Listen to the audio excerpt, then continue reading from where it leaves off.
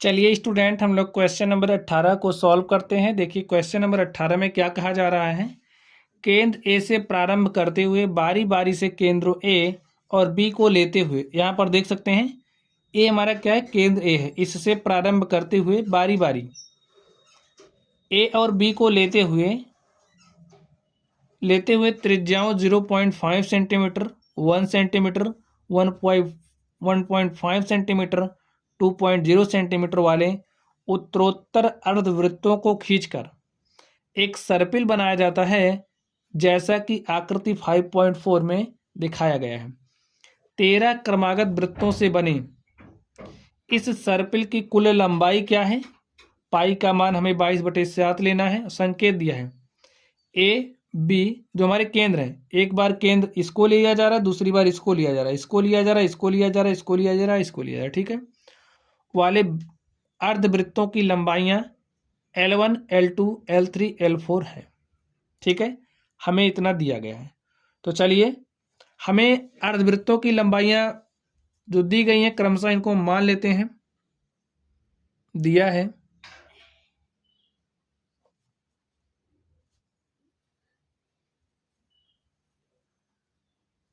अर्धवृत्तों की लंबाइयां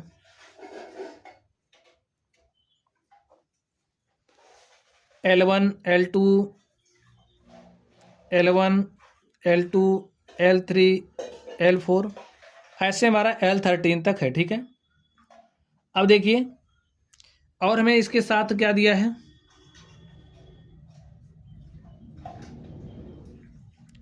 जो त्रिज्याएं हैं। यहाँ पर देखिए जो त्रिज्या कितना दिया गया है, इसको हम R1 ले रहे हैं। R1 में 0.5 सेंटीमीटर दिया गया है, R2 में 1.0 सेंटीमीटर दिया गया है। और इसी तरीके से अगर हम लोग R3 की बात करें तो R3 1.5 सेंटीमीटर दिया गया है, और R4 की बात करें तो ये हमें 2.0 सेंटीमीटर दिया गया। ऐसे में त्रिज्याएं दी गई, ठीक है। चलिए अब हमें बताना क्या है, सबसे पहले आप लोग इसको समझ लीजिए। 13 क्रमागत वृत्तों से बने इस सर्पिल की कुल लंबाई क्या है। तो यहाँ पर ये जो सर्पिल बन रहा, देखिए हमें इसको केंद्र मान करके यहाँ तक देखिए ये हमारा क्या है, L1 है।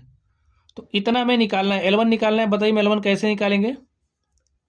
L1 इज इक्वल टू होगा, देखिए आप लोग देख पा रहे हैं ये जो हमारा बन रहा है, देखिए इसको केंद्र मान के ऐसे वृत्त ड्रॉ करेंगे तो ये ऐसे परिधि बनेगी। तो ये हमारी क्या है, अर्ध परिधि है भाई, अर्ध परिमाप है। तो इसको हम कैसे निकालेंगे, देखिए L1 इज इक्वल टू हो जाएगा हाफ ऑफ किसका, 2 पाई R का। और यहाँ पर ये जो त्रिज्या है क्या है, ये हमारी त्रिज्या R1 है। तो यहाँ से आप R1 लिखिए, 1/2 इंटू में 2 पाई का मान 22/7 रखना है, और R1 का मान देखिए कितना है, 0.5 है। हल कर लीजिए, 2 से 2 कट गया, और इसको हम सॉल्व करते हैं। 22 पंचे कितना होता है, 110, ठीक है। 22 पंचे 110, एक अंक बाद दशमलव लगना है, लगाइए, बटे में 7। तुम्हारे पास क्या आ गया, 11/7।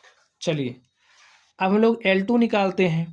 अब देखिए L2 हमारा क्या है, ये इतना L2 है। अब इसके लिए हमारा जो केंद्र है वो क्या होगा, बी केंद्र होगा, ठीक है। बी केंद्र लेकर के इसको ऐसे ड्रॉ किया गया है।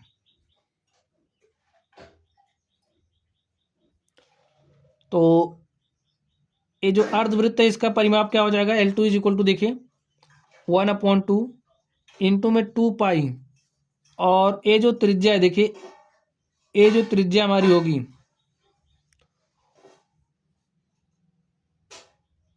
वो कितनी हो जाएगी। तो स्टूडेंट्स आप फिगर पुस्तक वाला देखिए। अब ये जो L2 है, इस L2 के लिए ए हमारी क्या हो जाएगी, R2, ठीक है। तो ए हमारा क्या हो जाएगा, R2। तो इसमें फिगर बनाने में थोड़ा सा मिस्टेक हो गया है। तो ए हमारा क्या हो जाएगा, R2। तो यहाँ पर R2 का मान देखिए कितना है, 1.0, ठीक है।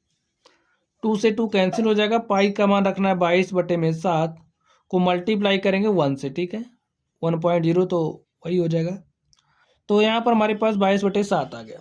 चलिए अब हम लोग L3 की बात कर लेते हैं। अब L3 देखिए कैसे निकलेगा 1.2। अब हमारा L3 कहाँ पर है देखिए, अब इसको केंद्र माना गया है, ठीक है। जब हमने इसको केंद्र माना तो ए हमारा क्या हो गया देखिए, L1 हो गया, ए L2 हो गया, ए हमारा L3 है, ए हमारा L3 हो गया। तो L3 is equal to 1/2 into में 2πr3, 2 से 2 कैंसिल हो गया, पाई का मान रखना है 22/7 इंटू में R3 का मान देखिए क्या है 1.5 है। सॉल्व कर लीजिए, देखिए क्या आता है, 22 पंचे 110 के शून्य, हासिल 11 और 22 एक के 22 और 22 में 11 जोड़ेंगे 33, एक अंक बाद दशमलव लगाना है, लगा दीजिए, बटे में 7। तो हमारे पास क्या गया 33/7। ठीक है स्टूडेंट, चलिए हम लोग L4 निकाल लेते हैं। L4 क्या हो जाएगा 1/2 इंटू में 2πr4, तो 2 से 2 कैंसिल, पाई का मान 22/7 इंटू में R4, और R4 का मान देखिए क्या लेना है 2.0, तो 22 दूनी हो जाएगा 44/7। अब आप लोग आगे ध्यान से देखिए,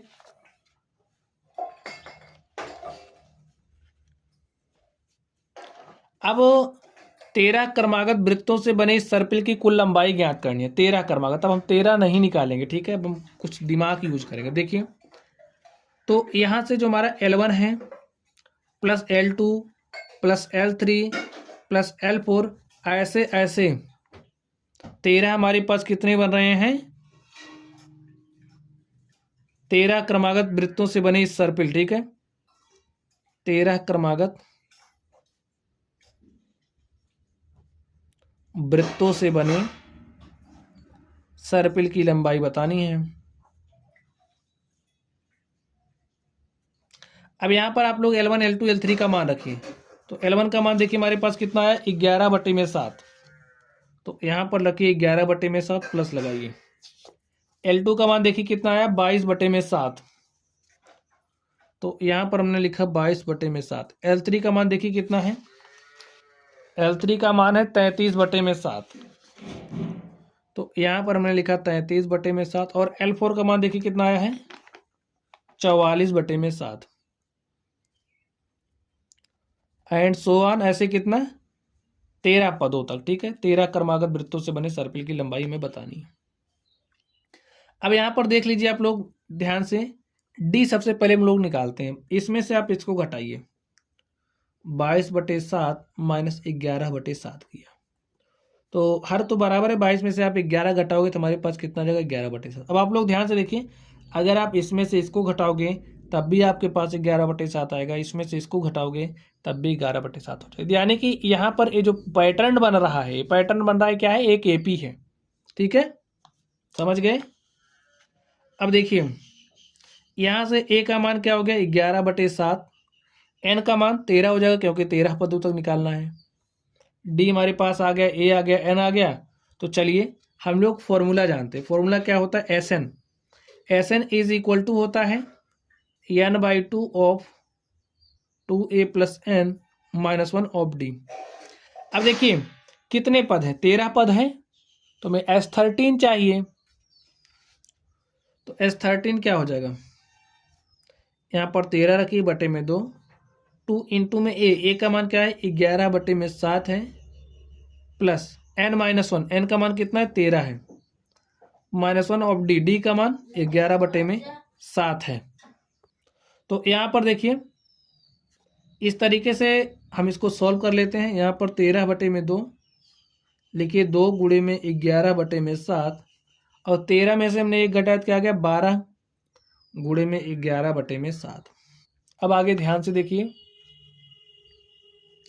13/2 देखिए यहाँ पर 2 है, यहाँ से भी 2 निकलेगा, तो हमने 2 निकाल लिया, यहाँ पर बचा 11/7 प्लस 6 गुणे 11/7, 6 गुणे 11/7 तो 66/7, 2 से 2 हो गया कैंसिल, यहाँ पर आया 13, हर बराबर है, अंशों को जोड़ लीजिए, तो 66 में 11 जोड़ेंगे तो 66 × 1 = 67 और 67 × 10 = 77, 77/7 काट दीजिए, कितना है 11। तो यहाँ पर 13 गुणे 11 हल करिए, 13 के 3 हासिल 1, 13 के 13 1 14। तो स्टूडेंट जो हमारे पास S13 आया, वो कितना आ गया 143। अब ये है क्या, S13 है क्या, आप बताइए। यहाँ पर ये जो पद दिए गए थे हमने इनका योग निकाला, तो हमारे पास कितना आ गया 143। अब लिख लीजिए, अतः 13 क्रमागत वृत्तों से बने, अतः 13 क्रमागत वृत्तों से बने इस सर्पिल की कुल लंबाई